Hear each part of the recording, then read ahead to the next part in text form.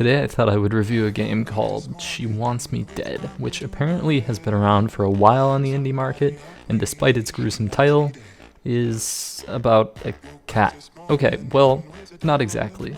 The game's premise revolves around your cat being mad at you for various things, so naturally, she has decided to create a world of death traps that are a fitting revenge. Beyond the humorous plot is a game with sort of standard platform mechanics coupled with the brutality of something like Super Meat Boy. This game is really challenging. I would call that an understatement, honestly. If you're going to play this, you will need to have some patience and maybe a small amount of problem solving now and then. Despite its difficulty, the game is forgiving, offering multiple checkpoints per level, and a system which basically grants you infinite lives, which is its main saving grace. You get a total of 6 lives to use before you receive a screen that says you need to exchange in-game currency in order to get 6 more lives. This currency can also be used for cosmetics. However, you're never really in any danger of running out of this currency because it's given to you pretty much constantly. So, given the difficulty of the game and the ease of access to getting pretty much infinite lives, it makes me wonder why they bothered with this system at all. They could have just given you infinite lives. And because they didn't give you infinite lives, playing on PC, I found it bothersome that I had to go and click get 6 more lives essentially, and then switch back to my controller. And naturally you would think that you would just be able to do this with your controller, but there are no menu controls for a controller in this game. On PC, you have to use a mouse. The controller only works while playing in the game.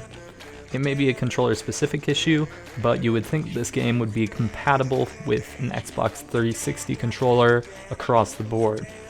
Something to note when considering purchasing this game, there are no options at all of any kind, at least none that I could find.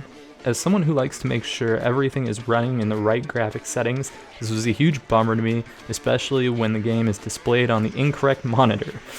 I couldn't even turn down the audio, or the song, rather. The soundtrack consists of 1 song for all 10 levels. Musically, it's a really great piece. The art in the game moves in synchronization to that music, which can benefit you if you're trying to time a difficult jump. Limiting the game to 1 song for 10 levels caused me to become sick of the song, however, that didn't keep it from being a great game. And despite any issues or flaws, I thoroughly enjoyed it.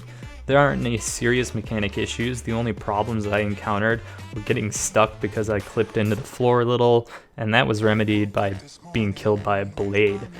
And the other problem I noticed is that it's oversensitive with the joysticks, but really you should be playing any side-scroller with a D-pad, so it really wasn't an issue. The game has its occasional troll kills, which are just flat-out amusing.